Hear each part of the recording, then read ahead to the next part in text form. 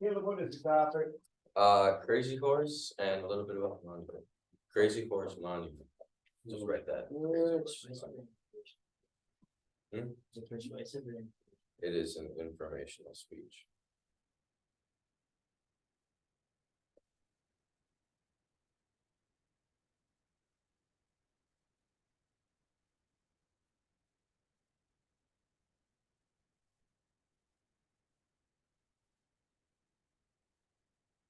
All right, audience, are you ready? Caleb, are you ready? And Griffin. Crazy Horse Monument is a brand new sculpting project that is being built in the Black Hills of South Dakota right now. The reason that we have this monument being built is because the Lakota have seen Crazy Horse as a hero to them. So we're going to get a little bit of backstory about Crazy Horse real quick. He was a very brave warrior to the Lakota tribe, the Oglala tribe. He was raised by the women of his family, and by the time he was a teenager, he was a full-fledged, respected warrior in the tribe, and he led the Battle of Little Bighorn, and he went to meet with after the Battle of Little Bighorn, the U.S. started like tracking him, and he went to meet with someone from the U.S. and then they detained him. And after they had detained him, one of his friends tried to come and free him, cut some of the ropes, and one of the guards lunged at him and struck him mortally in the head, which he very shortly after that died around midnight of that night. Now that we know a little bit about Crazy Horse himself, we'll talk about the mountain, okay? So the mountain started its journey in like 1948, which is exactly 75 years this year. And it was started by the sculptor Kiwak Zulowski. He said that a quote from Ruth, his wife, was, he always said you have to work with Mother Nature because she'll beat you every time. Said by Ruth, his wife, which can be found on the NPR website. As the mountain has been developed, all they have right now is the face and an outline of what the horse's head will be. The mountain is 6,532 feet above sea level, and it will be about 2 football fields wide. The whole sculpture itself is supposed to look like this, with his arm outstretched riding his horse, and the mane and stuff will be all outlined and stuff. But a lot of people that will look at this mountain will say that it's taken a long time. It's already been 75 years and you only have a face done. Well, the reason that this is because as they've progressed with their sculptor and stuff, they've come to realize that there's a lot of difficulties in terms of like there's a bunch of cracks in the mountain that they'd have to stabilize with bolts. And so they've had to like take time and to do all that. Another quote from Miss Ruth, found on the NPR website, was her quoting her husband saying, he said, go slowly so you do it right. And I, for one, would like to have it go faster, but there are so many things that you have to do in order to do it right that it takes time.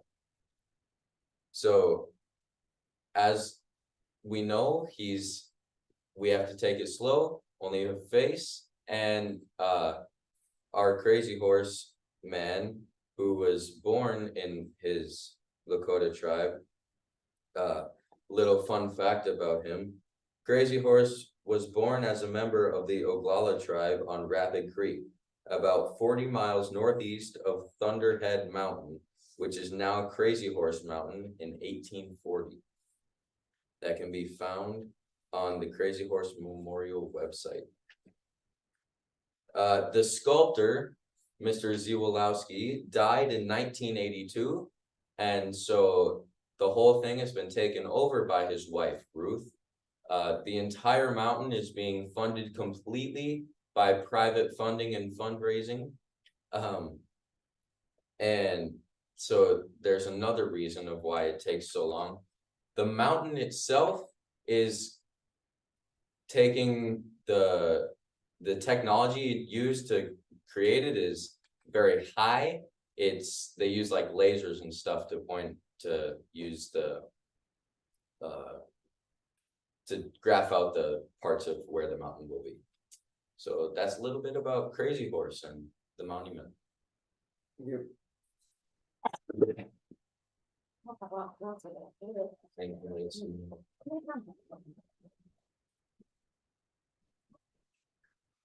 Oh my gosh, that was so What did you get changed the first time? 5, 10, 61. I got 5, 10, 20. Mhm. Which one are we going with? Just 5, 10. We don't need the other parts. I'm sorry. It's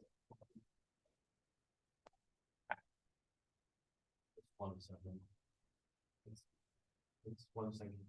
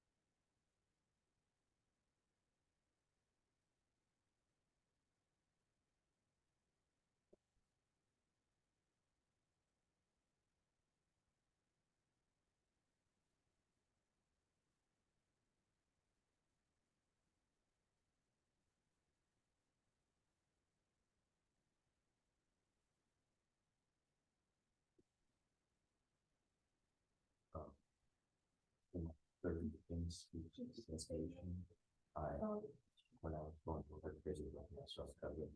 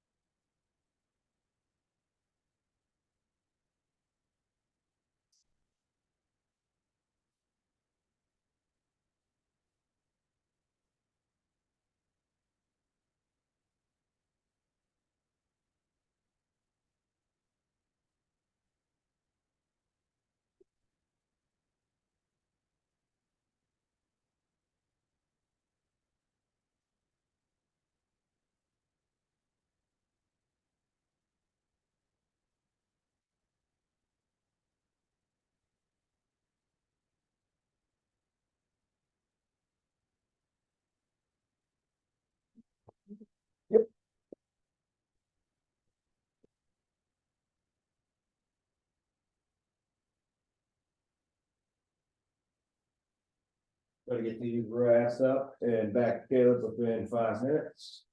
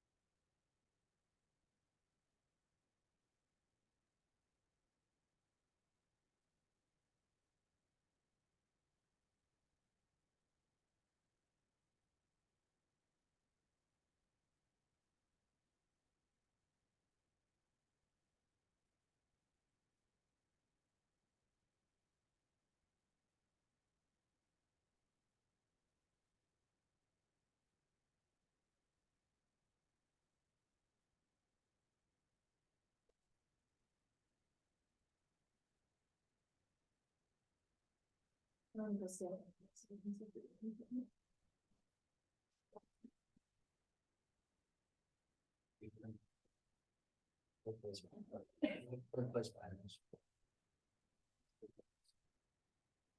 Y'all get that?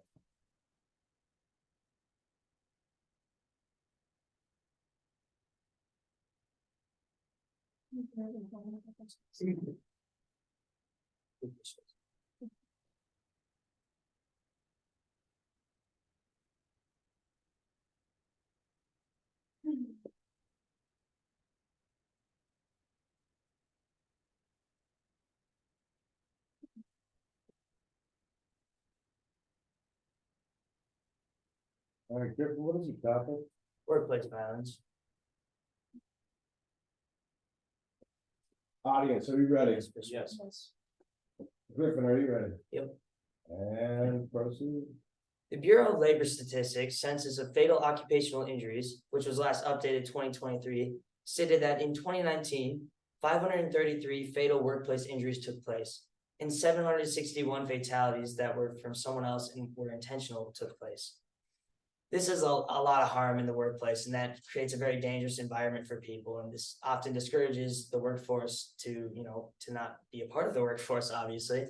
And this can be defined as any act of harassment, physical violence, and or intimidation. And this could be simple things like your boss blackmailing you, coworker blackmailing you, or it could be, physical like violence or harassment, or it could be as terrible as, we often hear about school shootings and stuff like that. That is all a part of this genre of workplace violence. And today I'll be covering the policies behind workplace violence, different stories of this happening, some of the worst cases that are known, and the importance of these stories and the policies and workplace violence. OSHA Outreach Courses released an article in 2021 listing some of the worst workplace violence cases. Some of these cases included this man named Patrick Sherrill, who was fired from his postal service job because of discipline, and then he came back and killed 14 of his coworkers, including his boss. Another man, Major Neidl, was a psychiatrist of a military base named Fort Hood. He had no like known symptoms of anything like that, and he came and he shot 14 of the soldiers on the base and then was arrested afterwards. It was unknown why he did this. Nobody had any clue because, especially since he was a psychiatrist, which deals with, of course, the mind of other people. So it was very unexpected. Another case was a David Burke who was fired from an airplane company for misconduct, and he came back onto the plane with a gun, killed the pilots, crashed the whole plane, and killed about 100 people on that plane. And there was another case on live television where a man was fired and he came back and shot 2 people in a live interview. And the big stories about this, why this is so important, is you can see how this affects not just the boss who fires him, not just the person being disciplined, but everybody else around him. 14 random people are shot because one guy gets disciplined. 100 other people get killed because one guy gets fired from an airplane company. Like, all these cases show that everybody else is affected around them when other people are suffering from, workplace like intimidation and stuff like that. This can be caused by instability in your job or an unstable person. Alone time, oftentimes when you're isolated in a job, you can see yourself, going a little bit crazy. You're not talking to anyone or you're not interacting with human life. And time and day plays a big part too. If I have to be at a time and day in a workplace that nobody else around me is, then I have to sleep while everybody else is doing whatever. Like, if my friend has a 9-to-5 job and all of a sudden I'm working, 9 to 5, but in night, I'm not going to see him ever because it's a terrible time. And I'm going to work the weekends too, and he's not working the weekends, and I just never get to have a social life. So oftentimes those are big parts of the problem of workplace violence. But there is a solution to this, and this is in enforcing huge policies that are like very heavily enforced, of course. And this first policy is the workplace violence policy. And the Society for Human Resources Management summed it up, which is last updated 2023. And they summed that any employee who agrees to this policy is prohibited from making threats or engaging in violence. And this is heavily enforced. If they see any acts of blackmail, any acts of intimidation, any physical or mental threats, they will terminate or severely punish you. And this is signed at most jobs in order to prevent a thing like workplace violence happening. And there's zero tolerance. If they see it happen, you will be severely punished or terminated. And it has to be reported. If you see it happen, you have to report it. And this is a part of the policy. If you don't report it, then you could be punished as well. And again, it's heavily enforced with zero tolerance. So if they see any of it happen, it is automatically, you're gonna get in trouble for it.